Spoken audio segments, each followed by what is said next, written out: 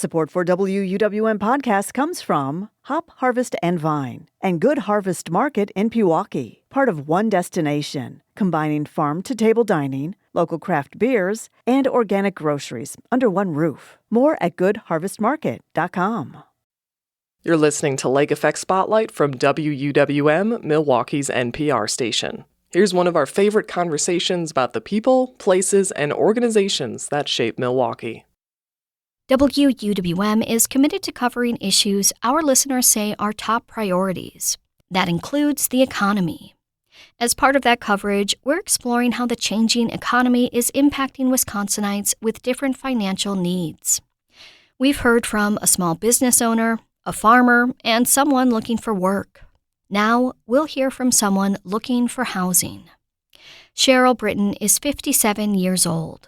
In November, she told WUWM's Maayan Silver that she was living out of her car and hoping to change that.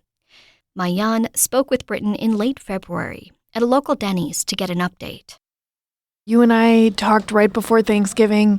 You were at line at a free turkey and Thanksgiving meal giveaway at the Victory Garden Initiative. You said at that time that you were homeless and living out of your van, right? What can you update us about what's your economic situation like right now? Where are you at? Well, right now I'm still homeless. I'm still living on my van, standing in and out of shelters. When I do get money, I stay in motels, but I still go to different shelters so I can eat. I'm on Social Security. I've applied for emergency assistance, but I don't know.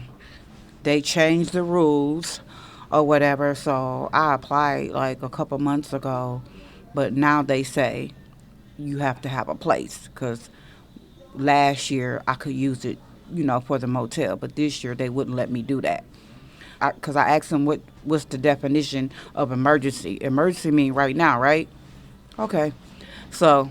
Well, what did they say about that?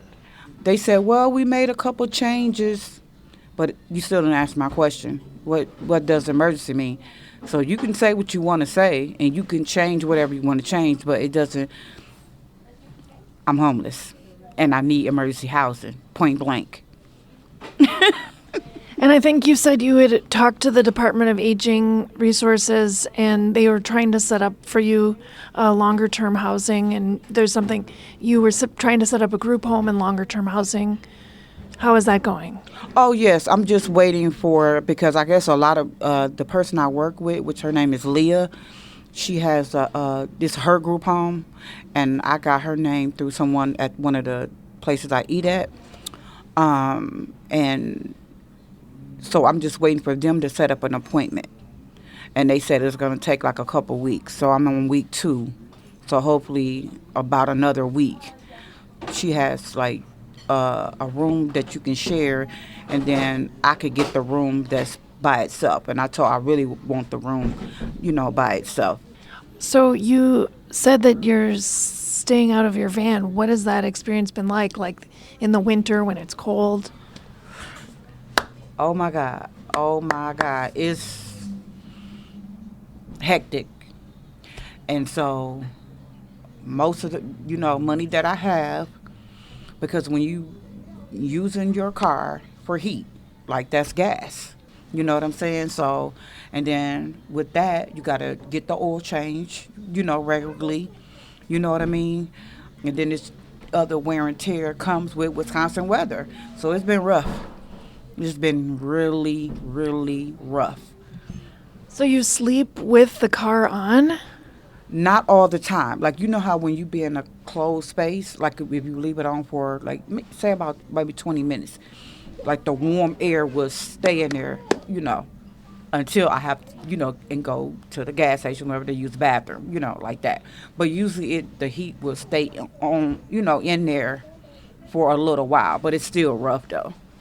You know what I mean? You don't get like a full night's sleep. You have to keep waking up. Yeah, I keep waking up. Yeah. And trust me, prayer, I got to pray. Yes. If I'm in God, so that's what's been sustaining me through this ordeal, the situations that I have to deal with this past year and a half. If I didn't pray, I don't think I could make it. But it's rough out here because I have met a lot of people, being out the shelters and everything, and we just trying to get by, survive. We all have different situations or whatever, but mostly they like me. You know what I'm saying? People that just came upon hard times. But it's rough out here, and instead of the government, whatever you dishing out or whatever, it's like we gotta kicking, scraping. It's emergency for a reason. We need it. Like, I mean, I don't understand that part. Like, it's no way I applied 2 months ago and I'm still out here. And you tell me because, we changed the whatever, you have to find you a place. Well, let me tell you something. I've been here all my life. People don't like to rent to you in the wintertime. I'm just saying. You know what I mean? That's every application. That's what they told me. We'll get back to you in March or April. And so specifically, I want to hone in on two different things. You said that this all kind of developed. You fell on hard times. This has happened for the past year and a half. What ended you up in this situation? I know that you have arthritis in both of your knees. You receive SSI. That's monthly cash payments to either seniors, the blind, or individuals with disabilities who have very limited income and resources. You're also on Medicare and Medicaid, and you've gotten food stamps, which are otherwise called food share in Wisconsin, which helps you buy groceries. What has that been like? How did this all unfold, and how are these benefits working for you or not working for you, in a nutshell? Okay, first of all, if it wasn't for the benefits, I would be up, excuse my French, ish street. So it's been helping me as far as to keep, gas in my car. I can eat, you know what I mean? Still provide, for my daughter, because, I do have a daughter, she's my last child, and I, got to keep myself up and keep my spirits up for her, you know what I mean, because she got another year to go in high school. So, I'm just trying to, it's hard, because most times I do cry, you know what I'm saying? I do cry, because it's been rough, but if I fall apart, it's going to be over, so Social Security is helping me, because I don't know what I would do with it, because the people that I've met, most people don't even have that. You know what I mean? So I'm grateful or whatever, but I just wish, like, the government would be a little lenient. You know what I mean? Because, and this is why I say this. Ever since 2019, everything has went up. Everything. Costs, you mean? Cost? Yes, everything has went up. So the cost of living is high. So what do you think is going to happen? Like, people are struggling. People just working like a 9 to 5 or whatever job. Like, it's rough out here. So what you think it's going to be for people that's on Social Security? It's rough. And so I'm just trying to get all the resources I can. I'm trying to keep up my spirits, but it's rough out here. And, there's been talk of, for some of these benefits like Medicaid, instilling work requirements or things like that. Do you feel like, have you worked before? Do you feel like that's ever in the cards for you, or is that just not in the cards? Yes, I've had a job since I've been 13. But, I mean, by me been in Wisconsin all my life, and been on a lot of sports when I was in school, it took a toll on my knees. Like, what do you want me to do about that? I mean, I can't help it. You know what I mean? So my things are, like, limited as far as me, being able to, like, be active. And, people say, oh, well, you can do this, you can do that. Well, if you sitting up here living out your car and you got to keep up maintenance, how's that going to work? But like I said, I don't rely on the government. You know what I'm saying? Like, I'm glad I'm getting this, but I have worked. You know what I mean? So I have worked in this system. You know what I mean? So what was your past jobs? I was I worked at a group home, so like a den mother. I drove the school bus for 10 years. I had babysitting jobs since I was 13 from the YMCA. So, so yeah. So I've been really active. You know what I mean? I get it.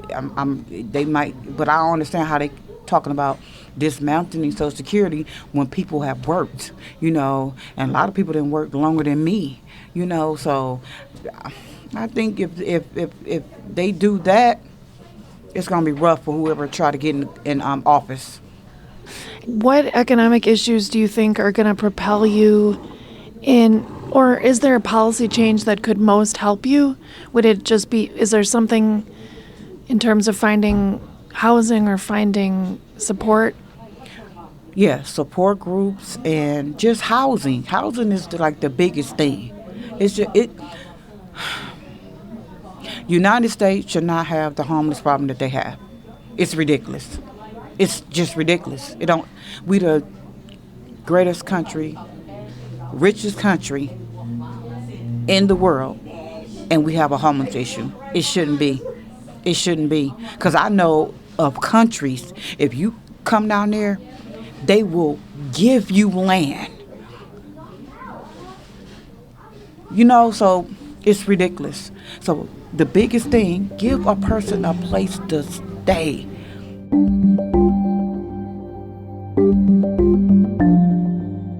That was Sharol Britton of Milwaukee, speaking with WUWM's Maayan Silver as part of our check-in series, where we hear from Milwaukee voices on the changing economic landscape. The City of Milwaukee Housing Authority says people in need of emergency shelter should contact the Impact Program by dialing 211. This reporting is part of WUWM's focused coverage on 3 issues the community told us they care about: climate change, immigration, and the economy. You can find coverage on these issues at WUWM.com.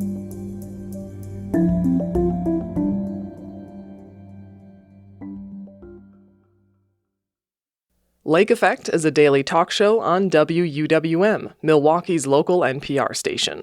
It's a show where we share the stories about the people, places, and organizations that shape the city.